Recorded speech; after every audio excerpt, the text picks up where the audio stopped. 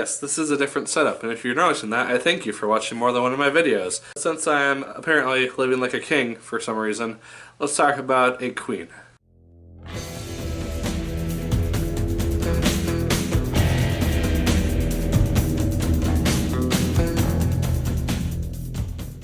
Hello once again, watchers of Good Movies. My name is Nick Pell, and this is coming from a hotel room for the next couple videos, so get used to that. And today we're going to be talking about the film Queen of Katwe. I think that's how you say it. I might be pronouncing it totally wrong. I apologize if I am. And this is a film about a woman who was in Uganda, and she was just basically a basic average woman in Uganda, and she learned to play chess, and she became really good at it, and she became a world champion eventually as a result. So that's her story. Adina Nwanga, she plays the main character of this film, named Fiona. She is a very good actress, and I really enjoyed her performance in this movie. I thought she did a very good job at encapsulating kind of the very shyness and uncertainty of the character when she first was introduced to the game and introduced to this thing which was mainly only being played by men. And if you know African culture, to some extent, you know, it's not really a general thing that women are associated with. And so it's just kind of an interesting thing that she was able to get involved with, and part of that was due to her tutor, played by David Oyelowo, who was Robert in this movie, and he is this guy who he has an engineering degree. He was the #1 in his university, but he needs a job, so he gets a job in this ministry, helping out these kids who are in need of just someone to look after them for a little bit. So he introduces them to chess, starts up this chess club, and just basically starts to get these young kids very good at chess and become like people who can rival world champions to an extent. And it's just kind of a cool thing to see. And I really enjoyed him and Fiona's relationship because you see him as just kind of this guardian for her, and it doesn't become anything weird or anything. And since her father passed away at a very young age, she didn't really have a father figure, and so he kind of becomes that to an extent.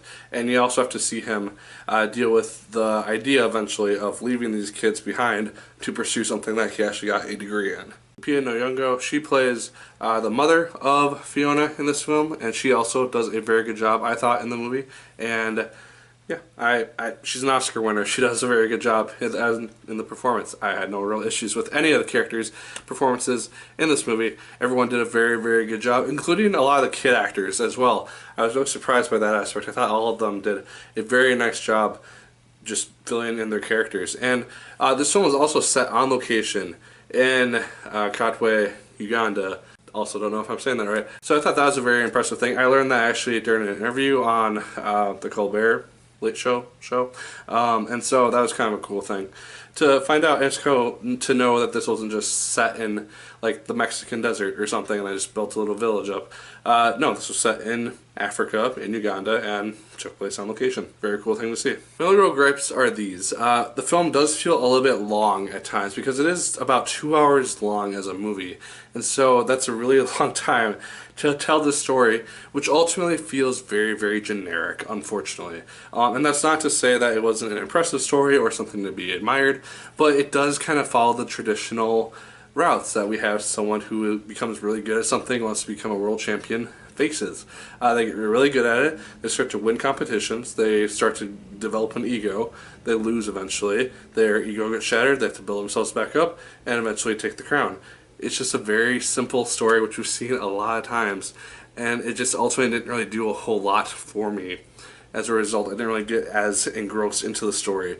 The background information, the background story, which is going outside of the chess stuff, that's really interesting because it deals with her family's financial situation and just the circumstances that they have to deal with living in Uganda with like flash floods, which couldn't sweep people away, and just not having a lot of money as a result and having to do certain things in order to accumulate money, which you might not want to do. I almost feel like if you had to focus on those aspects, instead of like the chess stuff, it would have made for a much more interesting story as a result.